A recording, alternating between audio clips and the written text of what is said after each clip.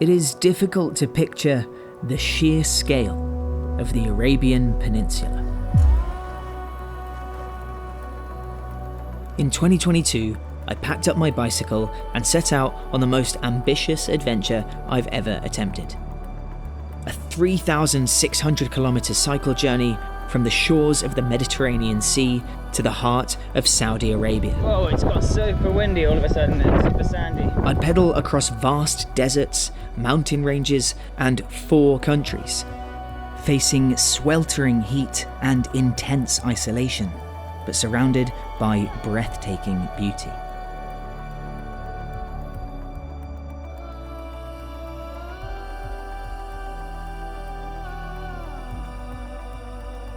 How and even if I'd handle doing all this solo was an open question. But that's not where this story begins. This all started with a text message to a Saudi number I'd found on a cycle touring website called Warm Showers.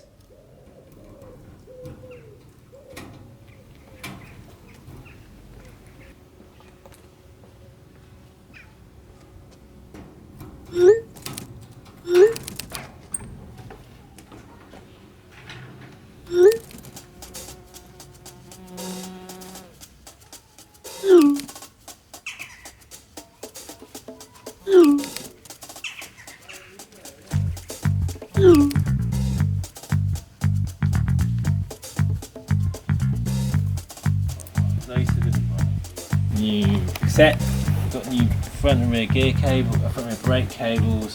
There it goes, it's a little cruiser. Did you ever go on it? Of course it did. Oh, that's so nice.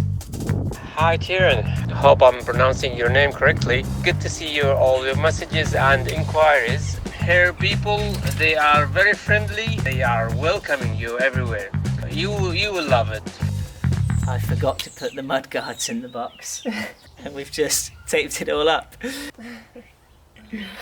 Karen, that... Oh.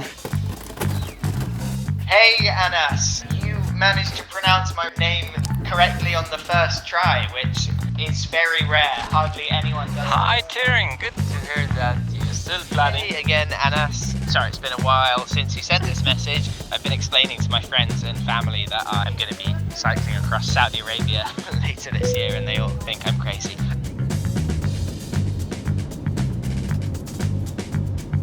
I wasn't just flying straight to the middle of Saudi Arabia though.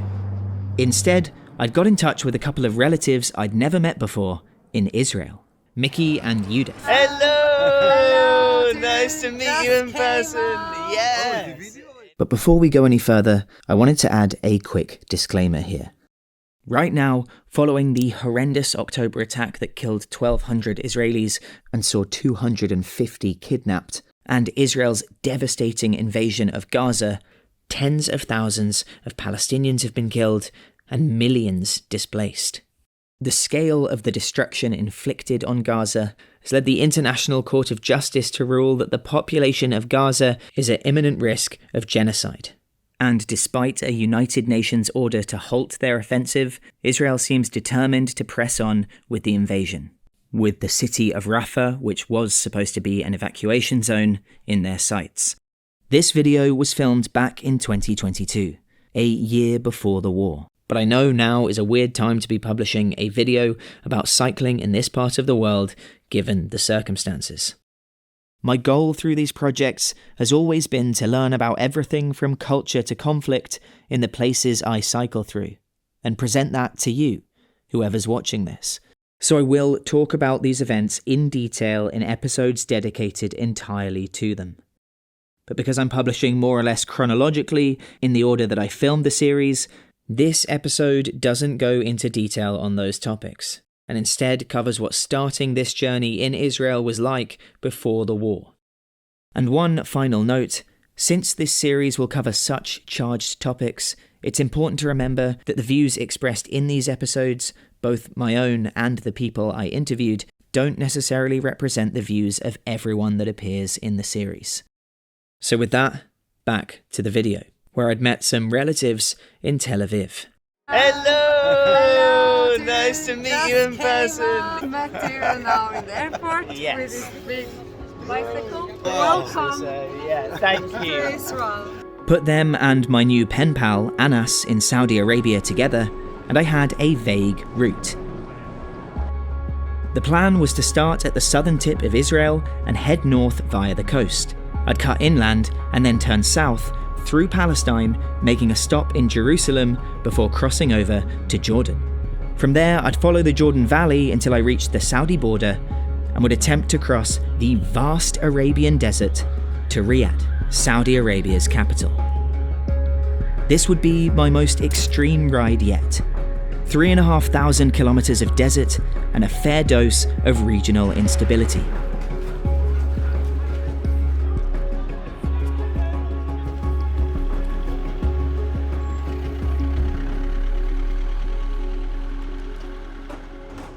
And there was another factor complicating things.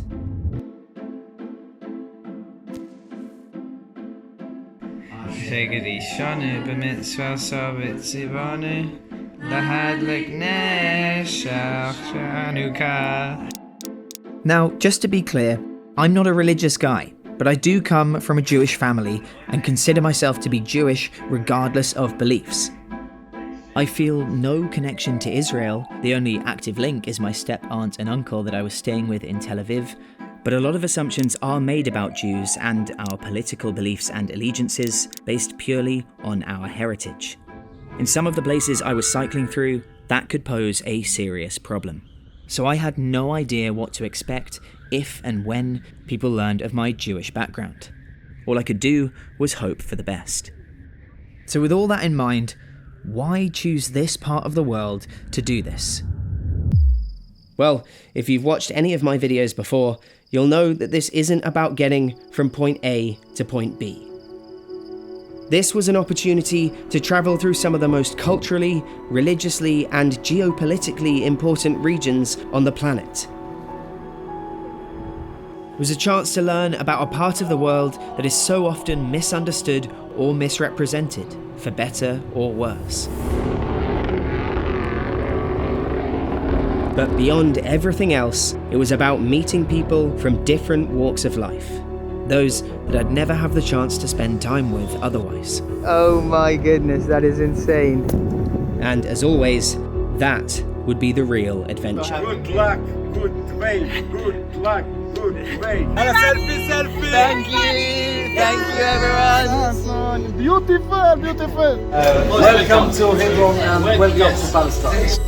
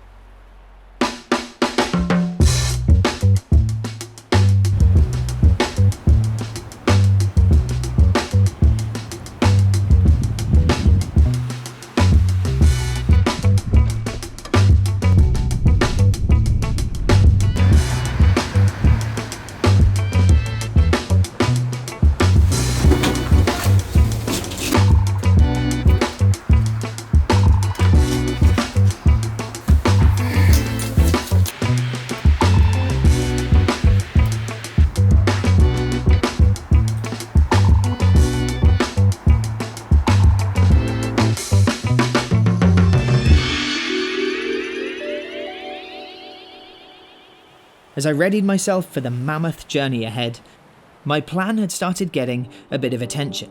And some of the responses were not that encouraging. רימי, אבל טרן פרידמן החליט שהוא עומד לדווש מאילת ועד סעודיה. Taron Friedman, hello, thank you for joining us. Thank you for having me.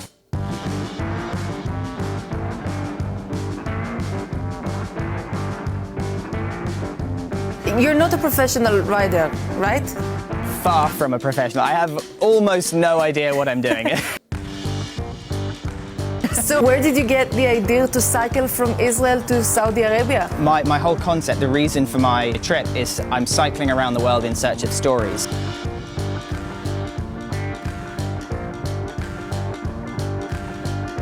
So Terran, thank you for being here talking to us, and I hope we could talk again from different points at your journey.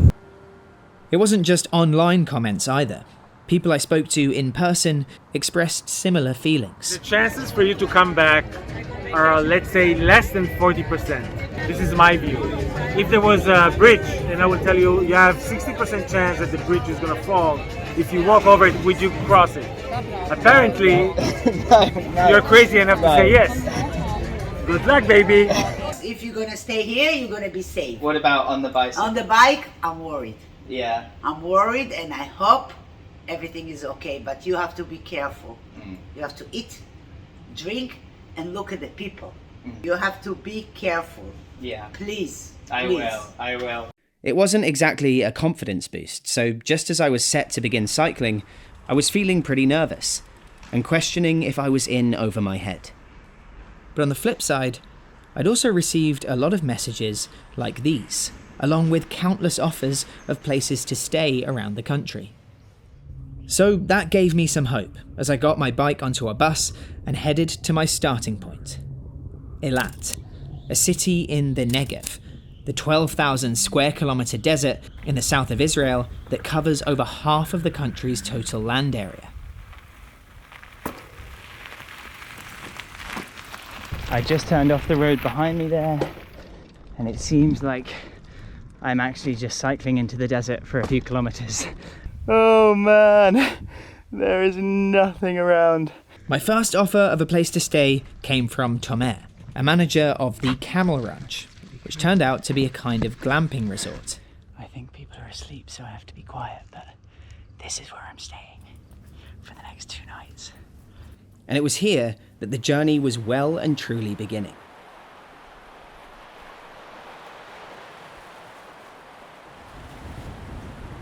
Egypt, Israel, Jordan and Saudi Arabia, they all meet here. Egypt is just a few hundred meters that way. You can actually see the border crossing if you look closely. Jordan is those mountains over there, so a few kilometers away.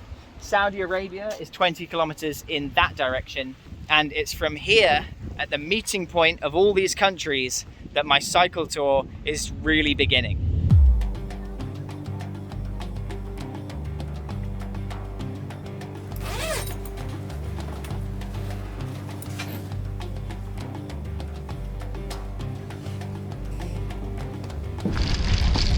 So this is what this place looks like in the daytime.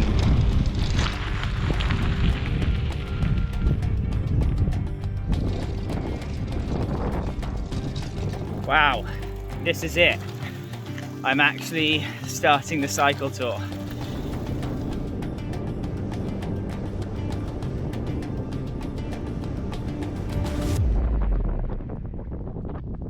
Hello, Shai. So, hi. How did you spot me? Or how did you know it was me? Well, I was going on the other side of the road to Eilat, and then I saw you with the bike, with all the equipment and the yellow jacket, and immediately I knew it was you.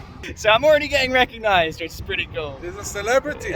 Thanks for stopping. Yeah. Nice to meet you, and maybe see you on the road again at some point. Have a good ride. Have a good trip in Jordan. Good luck. Bye. Thank you. Bye.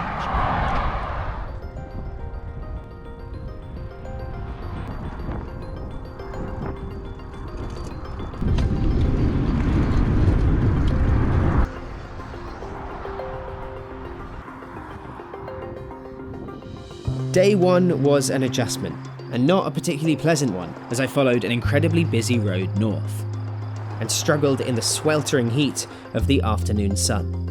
This heat is killing me. I hope that doesn't eventually become literal. Alright, this is where I'm stopping for a bit of lunch. I've got so far left to go. I've made it about 20 kilometers today, and it's 2 p.m. The problem is that this road, it looks flat behind me, but it's actually at like a 1% gradient going up for a really long time. Right, I'm about to leave. I just wanted to stand in the shade for one more second to appreciate it. God, I've never dealt with conditions like these before. I've cycled in heat, but never through a desert. That's still Jordan across on the other side of the valley.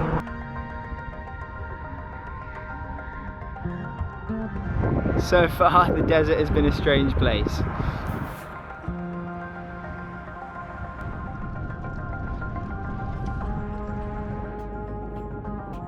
Hosts number 2 were Anat and Ilya, over 70 kilometers from Eilat.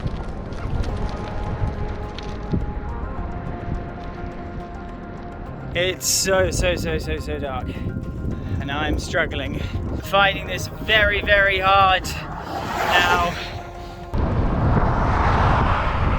With no street lights, it's a little bit nerve-wracking. I made it to Yahel. This is the kibbutz I'm staying on tonight. It's just over here. Wow. That was a hard day.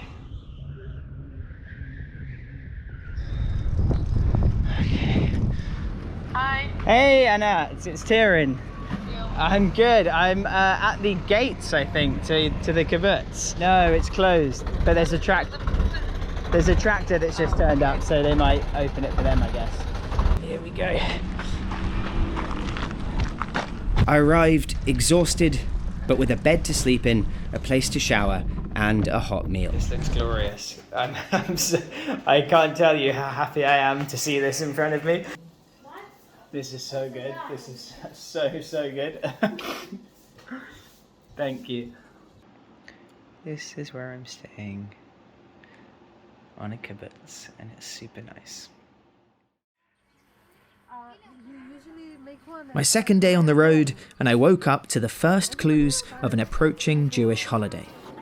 I'd arrived in Israel for the holiest month in Judaism after all, but you can find more about that in my other videos.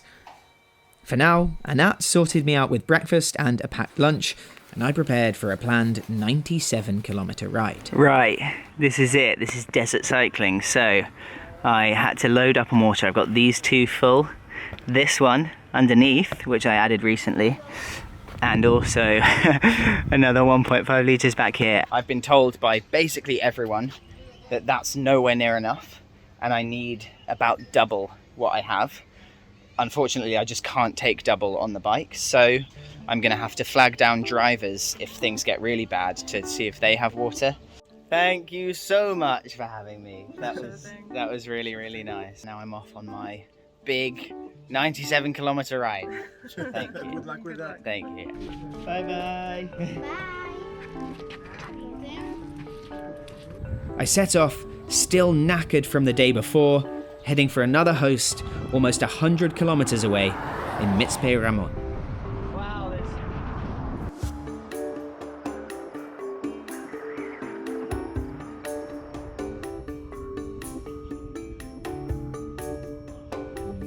You actually almost don't notice the heat. Like, there's a really strong headwind now, and it almost feels quite cooling. But when I stop, it's only then that I realize how hot it is and how dehydrated I am. And so if you're not careful, you don't notice the dehydration sneaking up on you.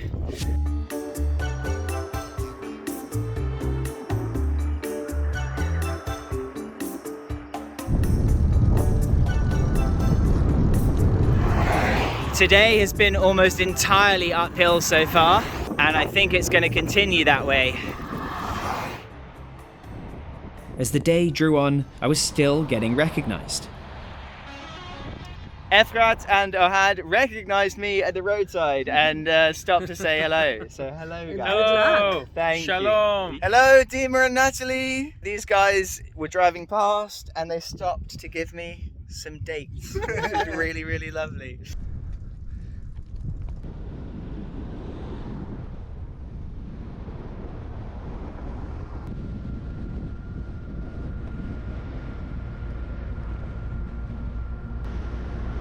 There were moments, though, when I was well and truly alone.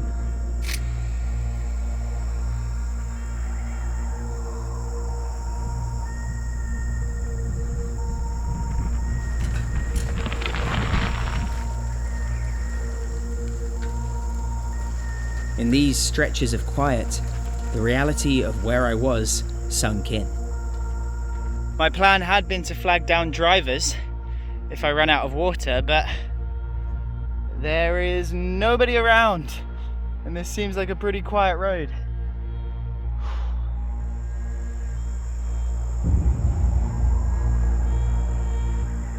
The kilometers ticked by, and I started feeling off.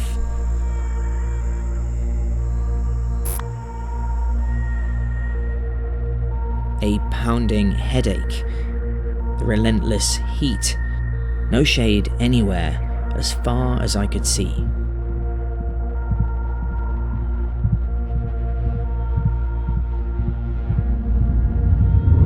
I feel really faint. Whoa, whoa. Okay, I'm going in here.